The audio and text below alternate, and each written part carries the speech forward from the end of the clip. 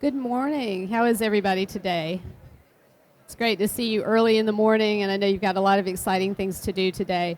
I'm Donna Toiber. I am the Technology Integration Coordinator in Richland School District 2 in Columbia, South Carolina, and we have a fairly large Chromebook implementation that I'll tell you about. So we are taking our students to the cloud. If you want to get the URL off of this slide, I'll also put it up at the end of the presentation so that you can copy it down and get to all of the locations that I mentioned. We have links at the very end of the presentation also to our one-to-one implementation site and more information about Chromebooks. So I will pull this back up, but this will take you to my presentation, GOO.GL/ZXAAC.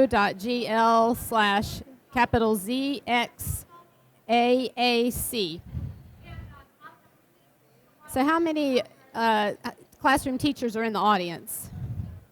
All right, how about administrators? How many of you are already using Google Apps for Education? And how many of you are really thinking hard about it?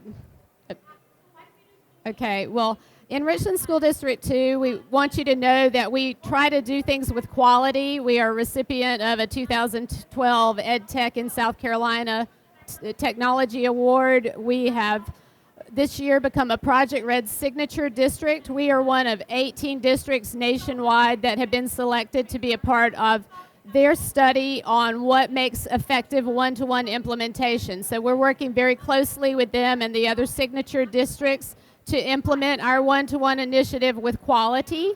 And you can see that we have 39 schools and centers, 48% free and reduced lunch, and we have won numerous awards, and we are going to be over 27,000 students when we start back to school in August. So we're a growing school district.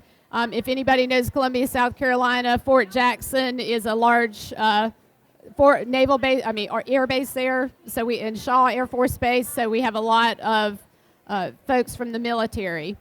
So we began our one-to-one computing initiative in August of 2011, and now we're entering our final phase in August of 2013. So in August, I'm really excited. We will be one-to-one with grades 3 through 12, and we'll have over between 22,000 and 23,000 Chromebooks in our implementation. So we're a very large implementation. All I can say about that is it has gone very well. If you're implementing with 30 Chromebooks or with 3,000 or with 20,000, it really isn't that different. We're able to sustain it because we chose a very good device. We're a Google Apps for Education district, and everything works seamlessly for us. When we give out devices, we give them out to students out of the box, and they take them home and sign in, and that's all there is to it. It really works very easily. You're not going to hear all the music here, but I just wanted you to look at this video created by one of our schools, Ridgeview High School. This is the inspiring tale of one-to-one in Richland 2.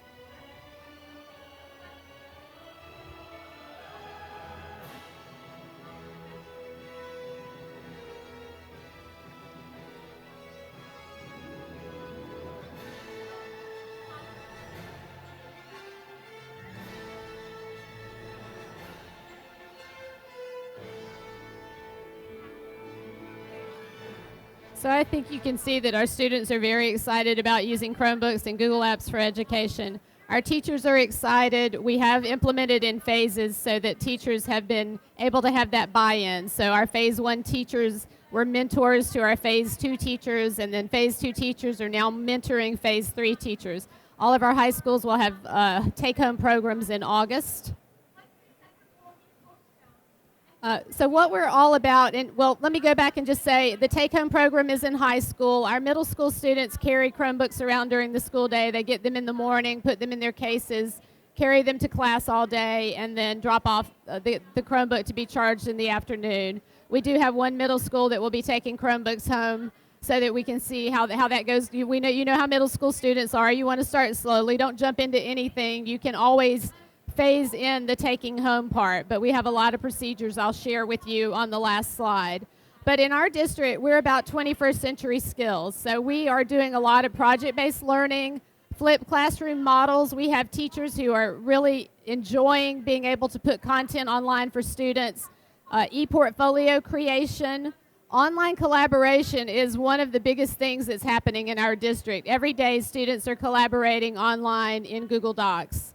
Multimedia presentations, and I'll tell you what some of those are: publishing, virtual field trips, podcasting, a lot of online assessments, and we're integrating technology into core content and into intervention classes. In our suitcase, of course, are Google Apps for Education and other Google tools. We are big users of all of the tools that come with our Google Apps for Education account, and we love everything else about it. We love maps. We love Picasa photos. Our students love to use the drawing tools and search and Google Scholar and Blogger, and I'll give you some classroom examples. We also are big users of some of the apps in the Chrome Web Store. We have a starter kit of resources, and we've identified the apps that we feel really meet the needs of our students and the things that we're trying to do in our classrooms. So I'll go into a few of those apps that we're using, but you can see here we have a variety. Lucid Chart for mind mapping. Actually, I should take the slide rocket off. They've transitioned to something else, but we love a lot of the apps and have identified them and provide training for our teachers on how to use them with students. So we customize to meet the needs of our students. We don't buy just one big package for our students to do everything with. We consider Google Apps for Education, along with these other resources, as our learning management system. We do have Hapara Teacher Dashboard so that our middle and high school teachers have those folders created in Google Drive for their students. It's very easy for them to grade from the dashboard. It saves them a lot of money and time. We have a lot of virtual resources, our state library of reference materials, Discus. We have Discovery Streaming in our district and e-textbooks. We've just purchased Overdrive for our district so our students can have a lot of that wonderful reading material online that they can read on their Chromebooks with HTML5 with Overdrive Read. We have WeVideo, which we've just purchased for our students so that our students can have unlimited video because they do a lot of video production.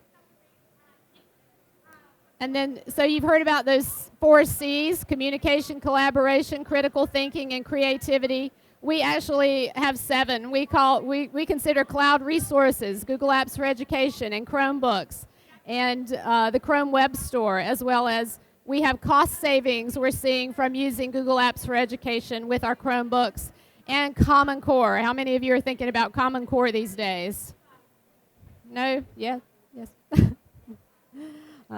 So an example of communication. This is Wendy Stevens at Spring Valley High School, and her students have a class blog. So they blog in French. They have an authentic audience in France, and they get comments from students in other countries about their writing.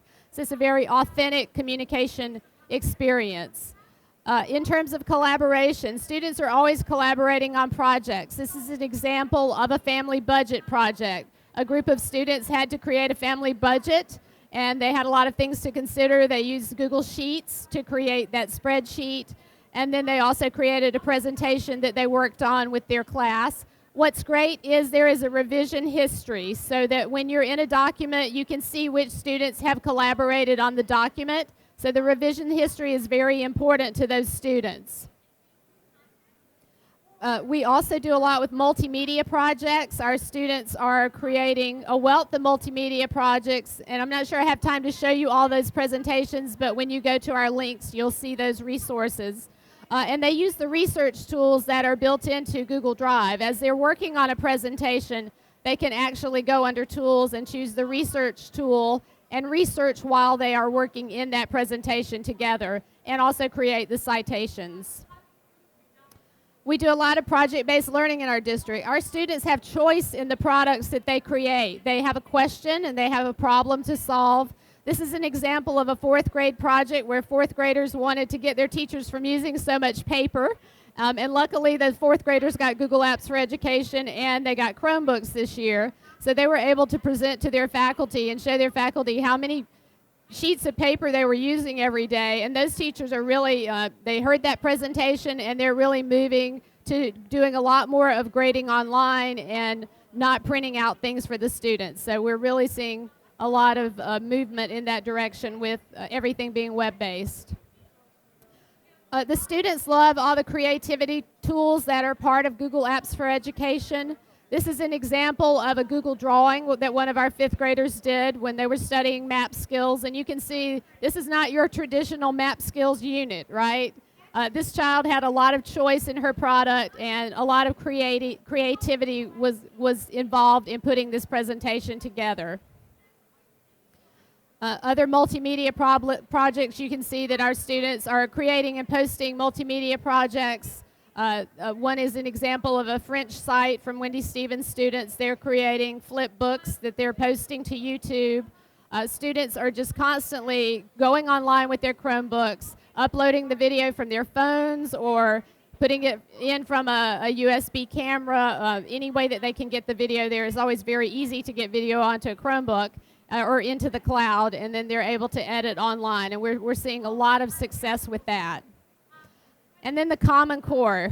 We are so excited that all of the tools that we have, Google Apps for Education and the Chromebooks, work so well with all of those Common Core standards we're trying to teach our students. We want our students to be able to go online and have close reading and read informational text and look at information in a variety of sources, multimedia presentations, looking at web pages where information is formatted differently, being able to take notes online and process that information and then write an essay. And so I have an example of a teacher who's in 1st grade. Her 1st grade students have Gmail accounts and they have access to laptops in their classroom. She creates Google Docs that her students read.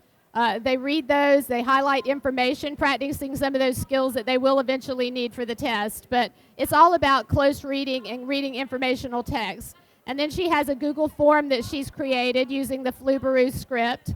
And her students are able to take that test, and she can pull up immediate results in class to see which students understand the content and which students don't understand the content.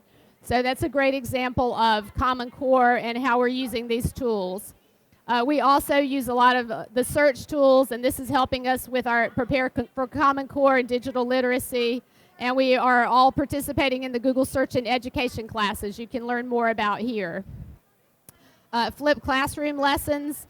Teachers are going into Google Hangouts and going on air and actually screencasting and recording that to post on YouTube so their students can watch that from home. And we are also participating in a lot of virtual field trips. So these are all things that we know will help us to see gains in student achievement. They're helping our students to become 21st century learners, and we have engaged students, and they're very involved in what they're doing. And online formative assessments, already mentioned, is another way that we're trying to get our students ready for 21st century. Our teachers are giving immediate feedback to students in class now. They don't have to grade papers later on and get feedback to students later. They're leaving comments in docs, and they're using Flubaroo and pulling up charts in class to show kids where they are and check for understanding. Even things like Google Moderator are being used. And as I said, Hapara Teacher Dashboard is really what kind of pulls it all together for us with our Google Apps for Education accounts. And we have teachers also posting their content online with teacher websites. So as you can see, we have a lot of stuff to talk about. I could probably talk for an hour, but I do have just a minute. If you have any questions, we have all of the information about our implementation site, our blog, where you can see all these examples, the presentation link, so if you want to get a snapshot of that. And we also have a site visit in September where you can see our classes, go into our elementary, middle, and high school students, seeing students using Chromebooks and Google Apps for Education.